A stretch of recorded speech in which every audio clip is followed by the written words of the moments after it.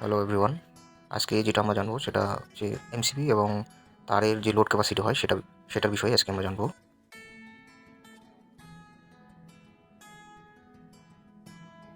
প্রথমে আসি 0.75 square MM. এই তারের ক্ষমতা মানে লোড ক্যাপাসিটি হচ্ছে তোমরা 750 ওয়াট পর্যন্ত লোড ক্যাপাসিটি দিতে পারো এবং অ্যাম্পিয়ার ক্ষেত্রে 6 অ্যাম্পিয়ার পর্যন্ত লোড ক্যাপাসিটি 6 অ্যাম্পিয়ারে এমসিবিতে তোমরা দিতে পারো। 1 এর ক্ষেত্রে 1000 ওয়াট পর্যন্ত তোমরা লোড ক্যাপাসিটি দিতে পারো। এটাও 6 অ্যাম্পিয়ার পর্যন্তই লোড ক্যাপাসিটি দিতে হবে। 1.5 এর ক্ষেত্রে তোমরা 2000 ওয়াট পর্যন্ত লোড ক্যাপাসিটি রাখবে এবং এটা 10 অ্যাম্পিয়ারের হবে। এমসিবিতে তোমরা যখন ব্যবহার করবে তখন ওটা 10 অ্যাম্পিয়ারের এমসিবি।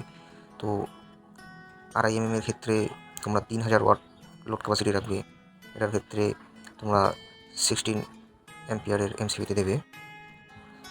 এর আগে এই ভিডিওতে আমি তোমাদের ওয়াট এবং অ্যাম্পিয়ারের যে ক্যালকুলেশন আছে সেটা আমি দেখিয়ে দিয়েছিলাম। তো কত ওয়াট হলে কত অ্যাম্পিয়ার হয় সেই ভিডিওটা দেখলে তোমরা বুঝতে পারবে। এর আগের ভিডিওটা না দেখলে তোমরা এই ভিডিওটা বুঝতে পারবে না। তো এর আগের ভিডিওটা অবশ্যই দেখবে। তো এই জন্য এখানে আমি সব লিখে দিয়েছি যে কত ওয়াট হলে কত অ্যাম্পিয়ারের এমসিবি ব্যবহার করতে হবে। তো সেটা তোমরা বুঝতে পারবে, কারণ ওয়াটটাকে ডিভাইড করতে হবে, তাহলে তোমরা অ্যাম্পিয়ারটা পেয়ে যাবে।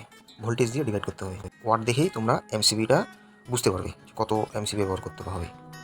আর যত অ্যাম্পিয়ারের এমসিবি থাকবে সেই অ্যাম্পিয়ার থেকে একটু কম লোড দিতে হবে এবং তোমরা যদি বেশি লোড দাও সেখানে কী হবে, এমসিবি ট্রিপ হয়ে যাবে। এই জন্য যত অ্যাম্পিয়ারের এমসিবি ব্যবহার করবে তার থেকে বেশি লোড দেওয়া যাবে না, তার থেকে কম লোড দিতে হবে।